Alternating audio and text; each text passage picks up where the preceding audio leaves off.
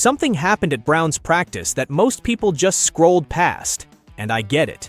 On the surface, it sounds like nothing. Practice reps, quarterback rotation, the kind of procedural detail that gets buried under injury updates and trade speculation. But I need you to hear me out, because what went down on that practice field wasn't procedural. It was a signal. And if you know how to read those signals, the picture it's painting is impossible to ignore. Shedeur Sanders ran with the first-team offense for every single competitive 11-on-11 period. Not a handful, not a token rotation to keep things diplomatic. Every single one. From the first live period of the day to the final 2-minute drill, the Browns' starting offense belonged to him. Now, before your brain immediately files that under, "It's just practice reps, calm down," I need you to understand something about how NFL coaching staffs actually operate. Because that reflex, that instinct to dismiss practice rep distribution as meaningless, it's costing people the actual story. First-team reps in a competitive practice setting are not handed out casually. There is no such thing as a throwaway rep when the starters are out there. Every single period with the first-team offense is a calculated, organizational decision. It carries real weight. When a coaching staff puts a quarterback out there with the starters in a live, competitive setting, every person on that field understands exactly what's being communicated.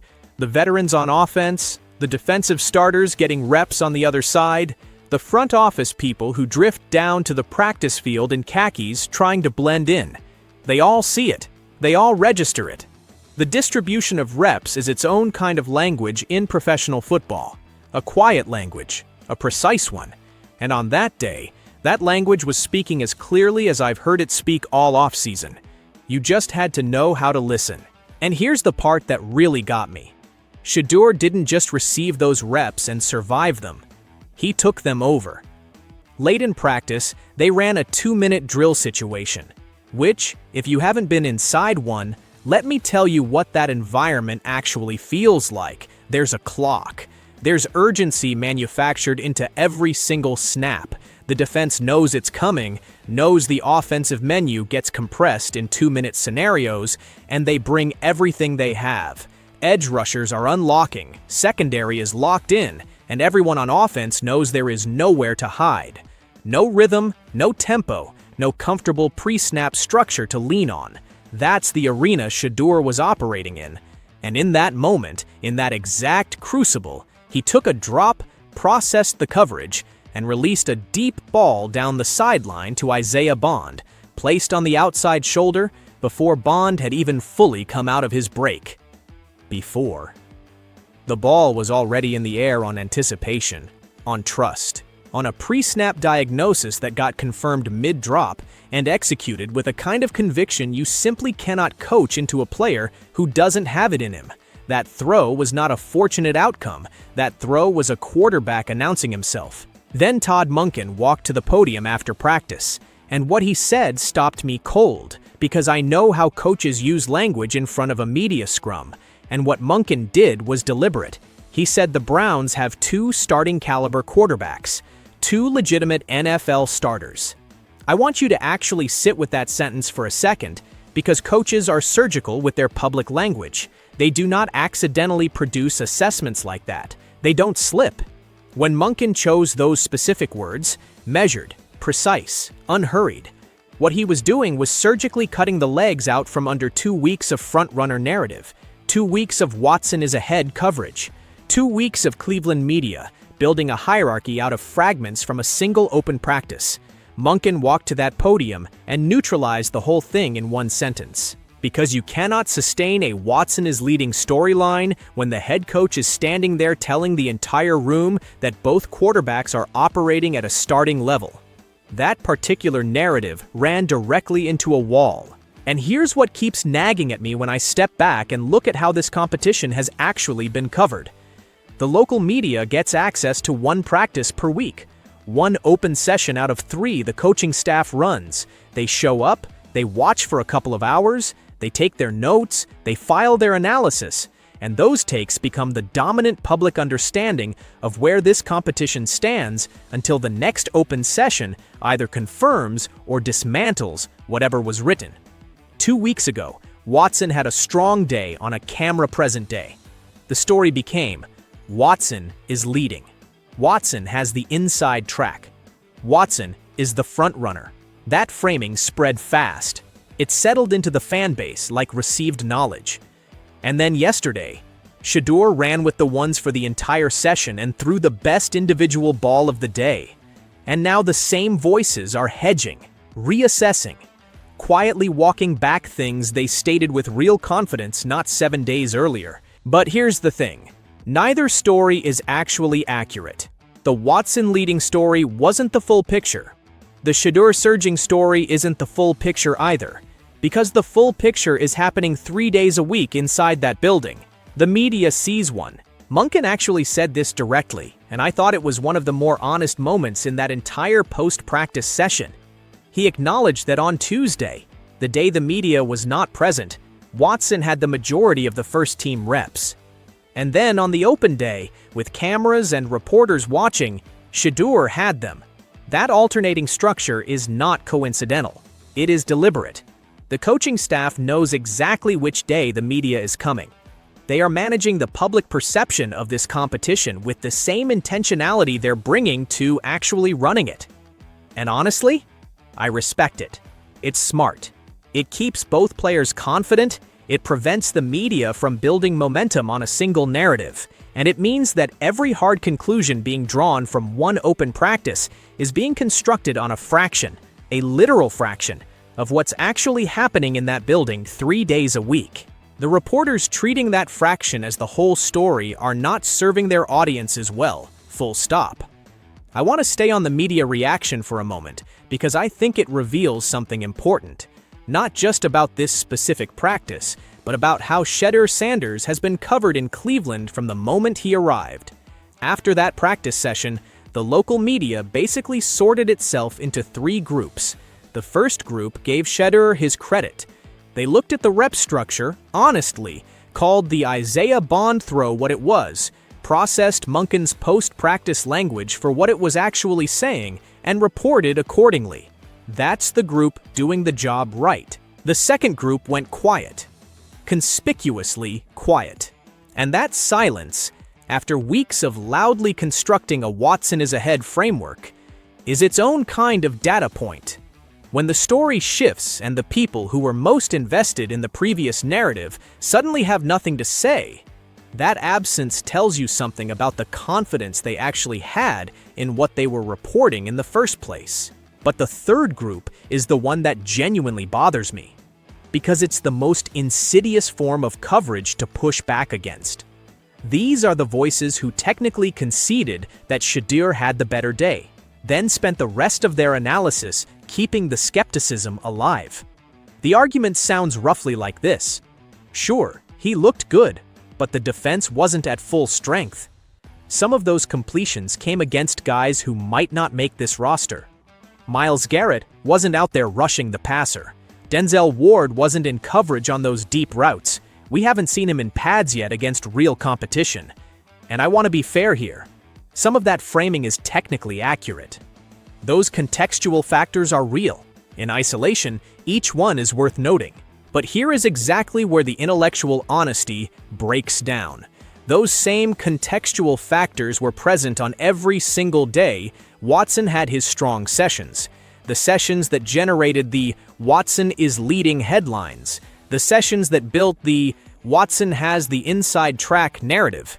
The starting defense wasn't fully deployed on those days either. The caveats were right there, available, accessible, ready to be applied. They just weren't deployed with anything close to the same energy or the same frequency. That asymmetry is the story. Rigorous scrutiny when Shedeur plays well. Charitable framing when Watson plays well. That's not neutral coverage of an open competition. That is coverage that has already made its decision and is building a retrospective logic around that decision. People who watch this closely enough deserve to have that said plainly. Mary Kay Cabot's trajectory through this is worth examining specifically because it illustrates the pattern as clearly as anything else has. Not long ago, she filed a report, framed as breaking news, indicating Watson had taken a meaningful lead, and had what she described as the inside track on winning the starting job. That story ran. It spread quickly through the Cleveland media ecosystem. It shaped how a significant portion of the fan base understood this competition for the better part of a week.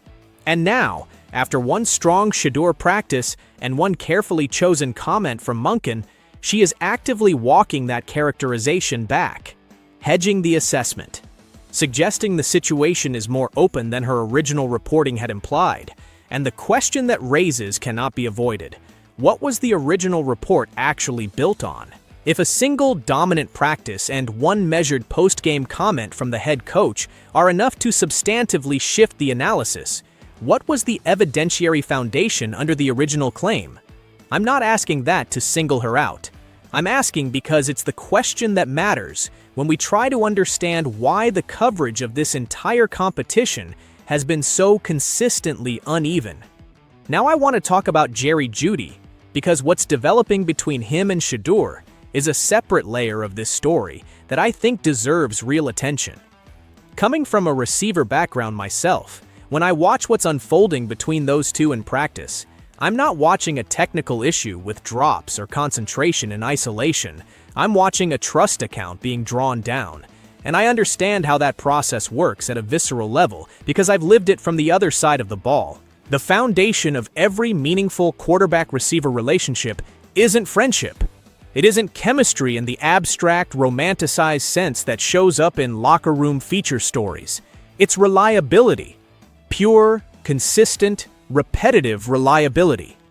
A quarterback releases that football into a window, a defined, pressured, shrinking window, because he trusts that you are going to be exactly where you are supposed to be, with your hands ready.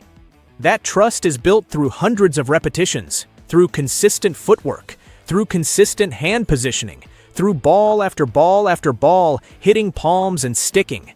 And it is damaged through drops, quickly, sometimes permanently. Every catchable ball that touches your hands and falls to the ground is a withdrawal from an account with a genuinely limited balance. When that account gets drawn too far down, the quarterback starts looking elsewhere.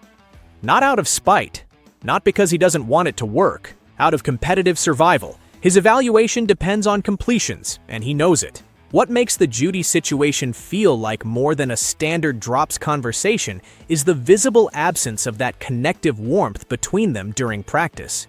The easy exchange of acknowledgement that develops naturally between players who are genuinely building something together. The post-play eye contact, the quick word after a rep, the body language of two people locked in on the same task. When that's noticeably missing, it's telling you something real about where the working relationship actually stands. And in a competition this scrutinized, where every completion and incompletion is being logged and used to construct a narrative about which quarterback is pulling ahead, a receiver who isn't catching the ball and isn't maintaining the visible threads of that partnership isn't just a personal chemistry problem. It is a competitive liability that lands in Shedeur's evaluation column regardless of where the actual fault lives. Steve Smith has been saying for years that Jeudy doesn't bring the consistent mentality of a true number one receiver, and Smith has watched enough football at the highest level to make that distinction with real authority. What a genuine WR1 provides to a quarterback goes beyond statistics and highlight plays. It's a bedrock of reliability that allows a quarterback to commit to decisions earlier and with more conviction. Last season, Jeudy put together some of the best statistical work of his career. Even a generous reading of that acknowledges it unfolded within a specific offensive context that created particular opportunities for him.